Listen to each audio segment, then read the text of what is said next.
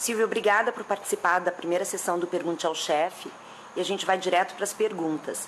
O tema dessa semana é a crise de saneamento e poluição que estamos vivendo e suas consequências sobre a ESEC Carijós e a saúde ambiental de Florianópolis. A primeira pergunta veio da Estela. Ela gostaria de saber se as multas aplicadas à Casan efetivamente serão pagas. A nossa justiça é tão lenta que dá a impressão de que se trata apenas de algo simbólico, ela comenta. Bom, primeiro gostaria de agradecer a iniciativa das pessoas que responderam, né, fizeram as perguntas para a gente. E sobre a pergunta da Estela, é um questionamento pertinente, né? Eu não sei se a Casan vai pagar, porque desde 2011 nós aplicamos mais de 2 milhões em multas na Casan. Uma das multas foi dobrada, né? Por isso que chegou ao valor de 1 milhão. A Casan ela sempre recorre dessas multas, tanto administrativamente quanto judicialmente. Nós já tivemos multas que foram autos de infração, né? Que foram julgados no âmbito administrativo e foram mantidos, ou seja, foi considerado culpada a empresa, né? Pela infração que ela fez, foi mantida a multa. E aí quando nós fomos, a empresa não pagou, e quando fomos incluir a empresa no Cadastro Nacional de Inadimplentes, o CADIM, eles entraram com uma liminar e receberam da Justiça Federal uma liminar para não inclusão deles no CADIM. De todo modo, o que acontece é que isso causa uma pressão em cima da empresa, né, e faz com que eles tentem melhorar, pelo menos essa é a nossa visão, melhora então o serviço que eles prestam, né? Normalmente também esses valores dessas multas eles propõem acordos judiciais que sejam investidos no próprio negócio para melhorar então as ETs, aumentar a área de coleta de esgoto, né? A segunda pergunta foi feita pela Ana. Como frear a poluição numa cidade onde a prefeitura não executa serviço de fiscalização e coibição de construção em lugares impróprios como mangues, dunas, solos argilosos e montanhas, muito íngremes, e muito menos fornece captação de esgoto? Essas são 3 perguntas numa só, né? A Floran ela vem executando sim serviço de fiscalização, é nossa parceira em várias atividades de fiscalização, tanto aqui no norte quanto no sul da ilha. E eles têm um trabalho bastante intenso, né, na questão de ocupação de dunas, de mangues, de morros também. A gente acompanhou na Vargem do Bom Jesus, né, o trabalho da Floran nesse sentido. Mas a velocidade da ocupação irregular é maior do que a velocidade da fiscalização. Então, muitas vezes a fiscalização também ela se bate com questões administrativas e judiciais, de procedimentos, que não permitem uma ação tão rápida, né? De certa forma favorecendo os infratores. Esse é um problema a ser enfrentado, né? Outra questão é a questão do plano diretor. Então, o plano diretor era para ser uma ferramenta do planejamento da cidade, levando em consideração inclusive as questões do esgotamento sanitário, da capacidade de dar água para as pessoas e de depois tratar o esgoto dessa população. Isso não foi levado em consideração no plano diretor de Florianópolis, que somente na véspera da aprovação teve 300 emendas aprovadas na Câmara dos Vereadores de um dia para o outro, sem sequer analisar essas emendas, né? E muitas vezes dobrando, né, a quantidade de moradores em determinadas áreas da cidade, sem levar em consideração essas questões de veículos, né, de água, de esgoto. E outra questão é a questão da captação do esgoto, né? O serviço de esgoto, existe um plano municipal de saneamento básico. Teve ano passado uma conferência municipal que nós participamos, o CMVio participou, e tem um planejamento de fazer essa captação de esgoto na cidade. É um investimento que é alto, né? Não é barato fazer isso. Então foi planejada a cidade em fases, né? A última fase é prevista para 2027, naquelas áreas que são menos adensadas, que tem menos gente morando. A terceira pergunta foi formulada pelo Gilberto. Esse tipo de poluição pode afetar peixes, crustáceos, moluscos e outros, causando algum risco se consumidos pela população? Bom, boa pergunta. Existem dois tipos de poluição, né? A aguda e a crônica. A aguda é quando tem aquele vazamento, no caso de esgoto, que é o que a gente está falando, né? Então, um vazamento forte, aquela mancha na água. E aí, por exemplo, um rio pequeno pode ser afetado, pode ter mortalidade de camarão, de peixe, de siri, principalmente alguns dias depois de receber esse esgoto, porque pode ocorrer o consumo do oxigênio da água, né? Isso em corpos fechados, né? Lagoas, pequenos rios. No caso do mar já é mais difícil de ocorrer mortalidade de peixes, né? E camarões, porque dilui, a água tem mais oxigênio, tem mais quantidade de água, né? Todavia a gente tem, se esse esgoto agudo, né? Por exemplo, for numa maricultura, a gente tem aquela criação, né? O cultivo provavelmente contaminado. Ele vai ter que ficar um tempo em maturação para se expelir aquele material orgânico que ele consumiu dessa água suja. Já o crônico é quando é uma pequena quantidade de esgoto ou uma quantidade diluída de esgoto. Ela não precisa ser pequena, pode ser uma quantidade grande, diluída em bastante água do rio, por exemplo, do rio Ratones, por exemplo, né? Então, esse esgoto crônico, ele pode aumentar sucessivamente a quantidade de material orgânico no rio e no mar também, por exemplo, na Bahia Norte, ou na Lagoa da Conceição, por exemplo, outro exemplo clássico, e ocorrer então, principalmente na primavera e verão, a proliferação de algas nocivas, que a gente vê muito frequentemente isso na Lagoa da Conceição, no Rio de Janeiro, também na Lagoa do Rodrigo de Freitas.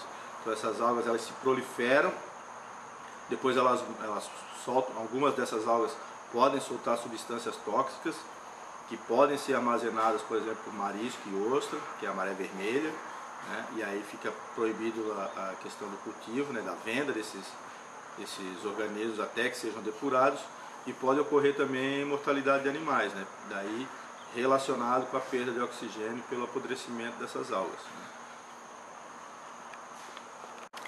A terceira pergunta foi formulada pelo Gilberto. Esse tipo de poluição pode afetar peixes, crustáceos, moluscos e outros, causando algum risco se consumidos pela população? Bom, boa pergunta. Existem dois tipos de poluição, né? A aguda e a crônica. A aguda é quando tem aquele vazamento, no caso de esgoto, que é o que a gente está falando, né?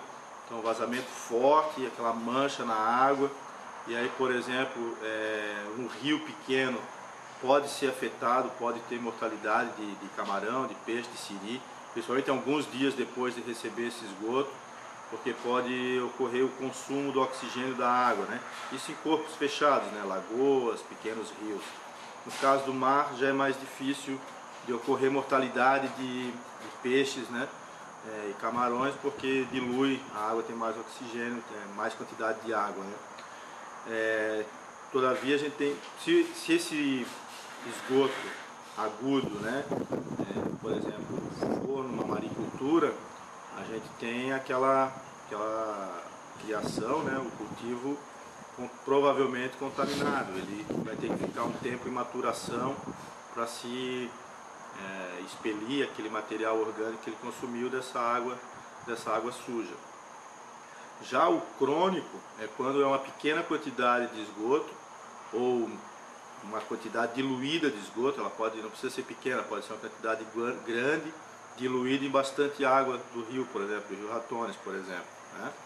Então, esse esgoto crônico, ele pode aumentar sucessivamente a quantidade de material orgânico no rio e no mar também, por exemplo, na Bahia Norte, ou na Lagoa da Conceição, por exemplo, outro exemplo clássico, e ocorrer então, principalmente na primavera e verão, a proliferação de algas nocivas, que a gente vê muito frequentemente isso na Lagoa da Conceição, no Rio de Janeiro, também na Lagoa do Rodrigo de Freitas.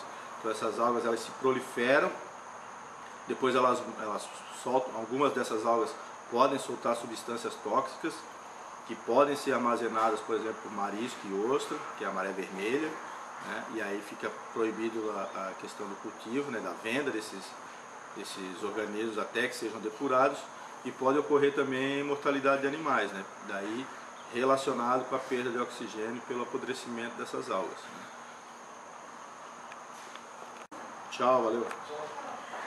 A quinta pergunta vem do Gilberto novamente. Ele pergunta: sabemos que esse tipo de estação de tratamento de esgoto não funciona em lugares onde o lençol freático é baixo e em áreas com alagadiços, principalmente em relação ao destino final, mesmo com tratamento terciário, onde geralmente é lançado em corpos hídricos. Qual a mais indicada ET para este tipo de ambiente? E neste caso específico, o emissário submarino em alto mar seria o mais indicado? A nossa opinião é que, por causa da ET Canasvieiras e de todas as outras ETs aqui da ilha, é que o emissário submarino é o mais indicado. A questão da relação da ET com o lençol freático, eu acho que não tem muito a ver, porque a ET ela é estanque, né? Ela não tem lagos, por exemplo, de decantação, onde poderia contaminar o lençol freático. Ela é todo o circuito, ele roda, todo o esgoto que entra dentro da ET, ele não tem contato com o lençol freático ou com o solo, ele é sempre dentro de compartimentos concretados, né? Então, a questão do lençol freático eu acho que não é relevante para o funcionamento da ET. Então, o problema não é a estação de tratamento de efluentes, né? O problema é a destinação. Ela também é um problema a partir do momento que você assume que ela é sujeita a ter acidentes, né? Com qualquer empreendimento desse porte, ele pode ter um acidente, ele pode ter negligência, né? Ele pode não funcionar direito. Então ela é sujeita a falhas, né? Mesmo que a equipe se dedique, que a empresa se dedique, ela é sujeita a falhas. Nós temos outros problemas, né? Nós temos o problema de muita gente vindo, de ter um excesso de vazão, né? E um crescimento descontrolado da cidade, principalmente uma população flutuante muito grande que a gente não consegue controlar. Então essas coisas que fogem do controle que causam risco, né? E que seria reduzido o risco com o emissário submarino, porque mesmo que que a gente tenha um problema de funcionamento da ET, que ela ficou sem energia e não tratou direito o esgoto, esse efluente, em vez de sair aqui na beira da praia, no rio, ele vai sair em alto mar e vai ser bem mais diluído do que na beira da praia. A sexta pergunta vem da Rô. Mesmo que toda a população do norte da ilha ligue-se onde há ao esgoto, à rede de esgoto, a Casan teria como tratar? Essa é uma resposta que o mais adequado é a Casan dar, né? Que eles que têm os projetos dele. Pela nossa avaliação, usando o projeto que eles apresentaram, que é de 156 litros por segundo ao final, e usando as médias de produção de esgoto individual, a nossa estimativa é que a ET Canasvieiras ela atenda até 80 mil pessoas para os bairros de Canasvieiras, Cachoeira do Bom Jesus, Ponta das Canas, Praia Brava, Parque dos Ingleses e Jurerê Tradicional. É óbvio que no Réveillon, por exemplo, vai ter mais de 80 mil pessoas nessas comunidades, nesses bairros, né? Então a gente considera que ela é subdimensionada para o tamanho da população que ela atende. O planejamento, né, do saneamento de Florianópolis como um todo, ele é previsto até 2027, como a gente falou, né? Então a ideia é que vá se aumentando a rede coletora e aumentando a quantidade e o tamanho das estações de tratamento, né? A sétima pergunta vem do Rodrigo, que começa nos parabenizando pela iniciativa de fazer o Pergunte ao Chefe. E ele pergunta: em que medida a implantação de uma zona de amortecimento na Estação Ecológica de Carijós poderia evitar essa situação que estamos presenciando em relação ao esgoto na região? E de que forma o debate com a comunidade e a efetiva implantação dessa zona de amortecimento poderá ajudar na preservação ambiental futura? A zona de amortecimento ela garante uma participação mais efetiva do ICMBio, da Estação Ecológica de Carijós, nos licenciamentos. Então nós temos, desde quando foi proposta a Estação de Tratamento de Canasvieiras, nós estamos discutindo e inclusive judicializando a questão do licenciamento. Então, os estudos que foram apresentados, como causa danos à unidade de conservação, a gente considera pertinente que o ICMBio seja ouvido e tenha suas condicionantes atendidas para a estação de tratamento de esgoto. Se tivesse uma zona de amortecimento já criada, isso seria obrigatório. Como não tem, então há interpretações diferentes, né?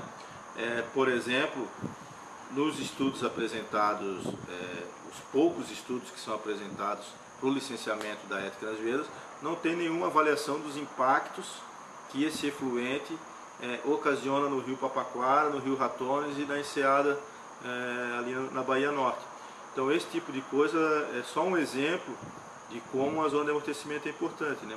Nós já temos uma proposta de zona de amortecimento que pega essa região aqui da bacia hidrográfica do rio Ratones e rio Papaquara e que está no processo de criação, né? A participação da comunidade ela é bastante importante, né? Então a gente vê que houve momentos de união da comunidade quanto a alguns empreendimentos que não foram vistos com bons olhos pela população daqui e que o trabalho comunitário conseguiu evitar que esses empreendimentos se instalassem. Então a participação comunitária é outro exemplo, por exemplo, é a questão do rio Ratones, onde a Associação dos Pescadores do Rio Ratones ela vem há muitos anos trabalhando na questão da revitalização do rio, da retirada das comportas, e essa proatividade, né, da associação conseguiu então mobilizar a prefeitura, o governo do estado, o DEINFRA, né, nós, o ICMBio.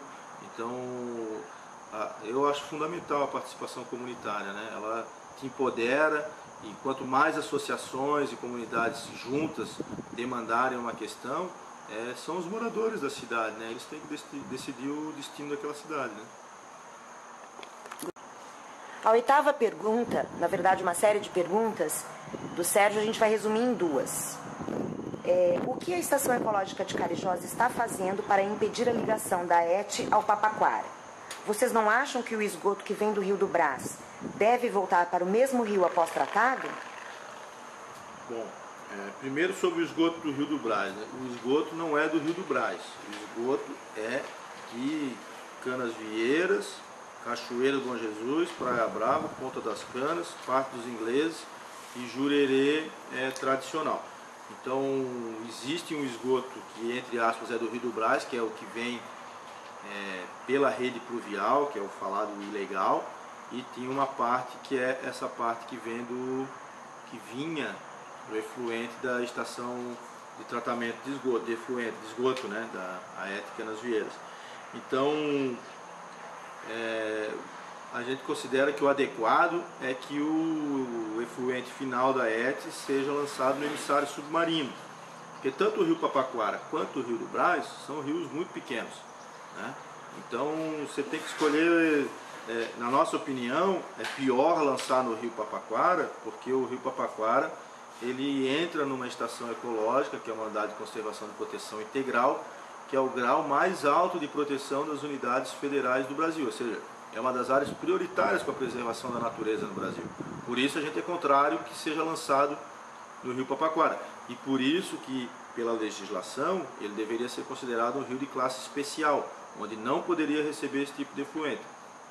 Já o rio do Brás, como não drena para uma unidade de conservação, ele até poderia receber esse tipo de efluente, desde que o efluente mantenha determinadas características de qualidade do rio.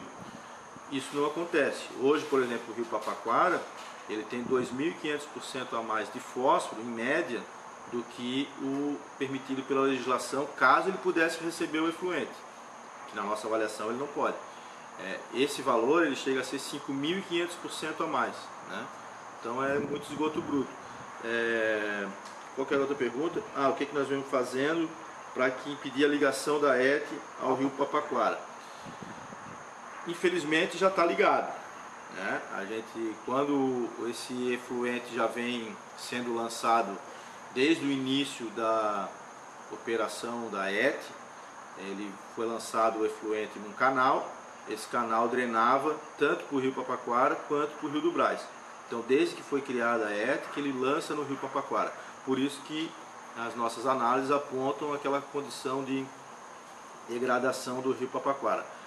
E desde aquela época, desde 93, como eu falei, antes mesmo de se implantar a estação de tratamento, que a gente vem com processos administrativos e judiciais cobrando providências nesse sentido.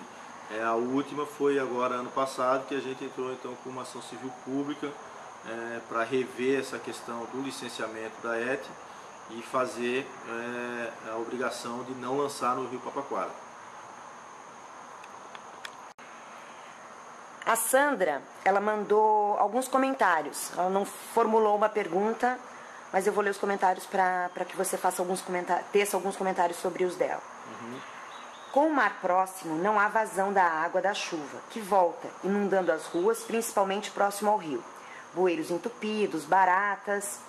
Fundamental é dragar a areia para a praia, pois sabemos que o mar já avançou mais de 200 metros.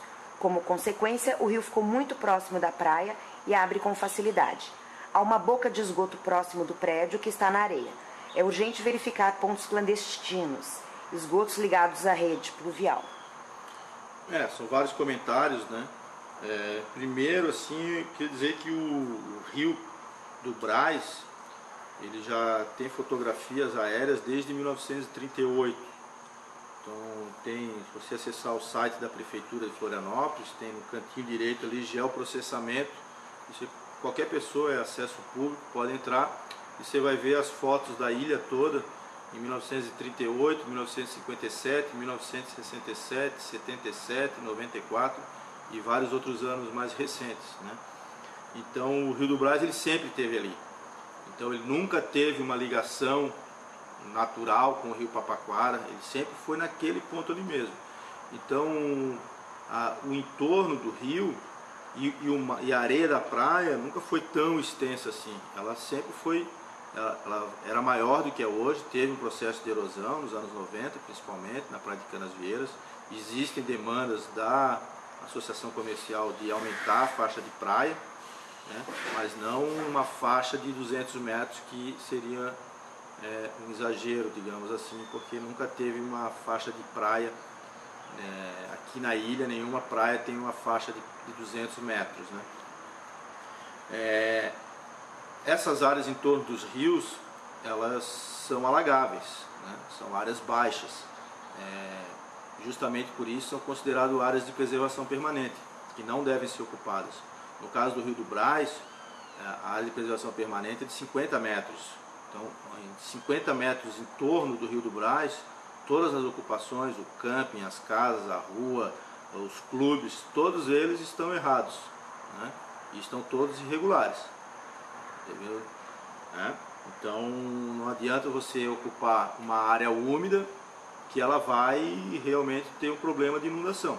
Você não tem como prever isso, né? E não adianta você querer empurrar o mar para longe, que tem o princípio dos vasos comunicantes, onde a maré chega aqui em cima no Rio Ratones. Então qualquer canalização de rua que tiver, com chuva e com maré alta, você vai ter esse problema de alagamento, né? Um problema recorrente em vários bairros aqui, no Rio Tavares, na Daniela, no Jurerê, em Canasvieiras, né, na Vargem do Bom Jesus, é justamente isso, porque tem essas áreas de várzea, essas áreas baixas, áreas próximas ao mangue, que são áreas alagáveis, que o lençol freático sobe, né? Então às vezes não é nem água da chuva, é água que vem debaixo da terra do lençol freático que sobe e inunda, né? Verificar pontos clandestinos de esgoto, lógico, isso é fundamental, né? Tem que ser feito um esforço da população em denunciar onde tem esses pontos de esgoto clandestino. A Prefeitura parece estar empenhada, junto com a Casan, agora estão melhorando, aperfeiçoando o programa Se Liga na Rede. E o caminho é esse, não adianta a gente ter uma rede coletora de esgoto e as pessoas continuarem jogando o esgoto no pluvial. Bem, a 10ª e última pergunta vem do Vinícius. Ele gostaria de saber se o ICMBio e a Estação Ecológica de Carijós têm o poder para proibir ou embargar a deposição do esgoto tratado pela Casan no Rio Papaquara. Ele observa que o histórico de descaso da Casan é enorme e que ocorreu inúmeras vezes a deposição de esgoto não tratado direto no rio, seja por sobrecarga ou problema nas bombas, entre outras alegações da Casan.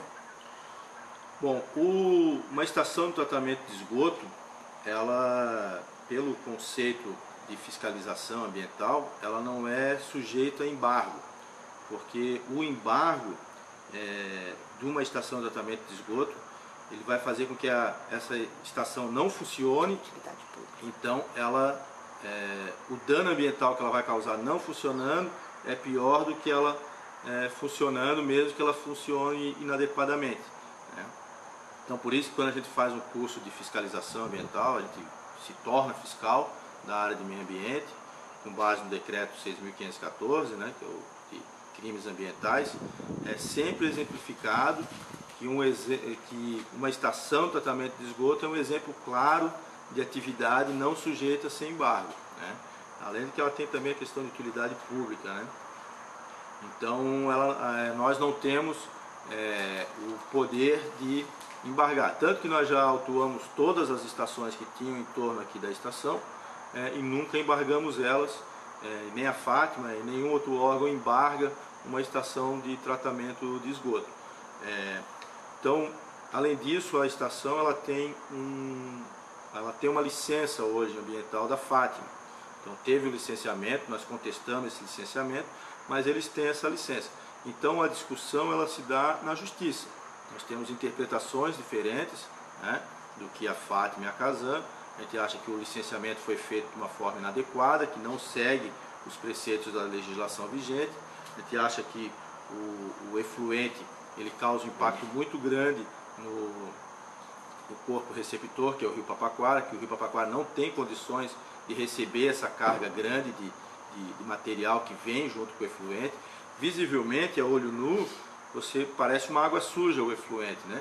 Mas o problema não é o que tu vê, o problema é o que tu não vê, que é o nitrogênio, o fósforo, né, o carbono, todo esse material, os remédios, né, os anticoncepcionais que vem dissolvido nesse efluente e que causam problemas no meio ambiente, né? Aumenta a quantidade de plantas, reduz a quantidade de oxigênio, reduzem a fecundidade dos peixes e de crustáceos.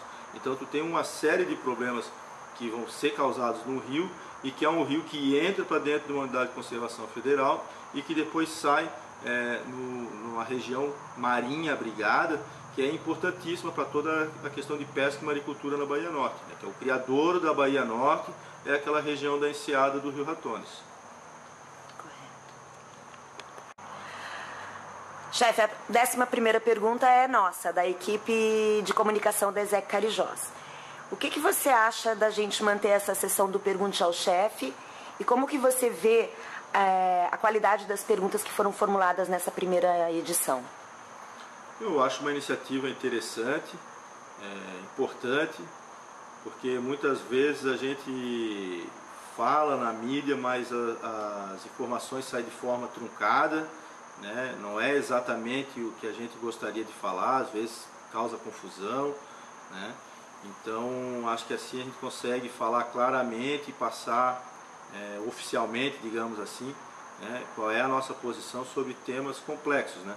Essa questão que hoje está em discussão aqui em Florianópolis, né, questão do esgoto no norte da ilha, é uma questão cheia de detalhes, né? Ela é complexa, né? Não é uma coisa simples, ela tem um monte de detalhes e que pode causar confusão. Eu acho que os nossos colegas aí que participaram, agradeço a participação de todos eles, que fizeram as perguntas. Eu acho que o nível das perguntas foi bom e acho que as próximas vai ter mais gente ainda perguntando, essa que é a expectativa, né? É claro que depende muito do tema, né? Quando o tema, por exemplo, agora esse é o tema da moda, digamos assim, né? Mas a gente está sempre à disposição para esclarecer e prestar maiores informações. Muito obrigada, Silvio, e até a próxima edição do Pergunte ao Chefe.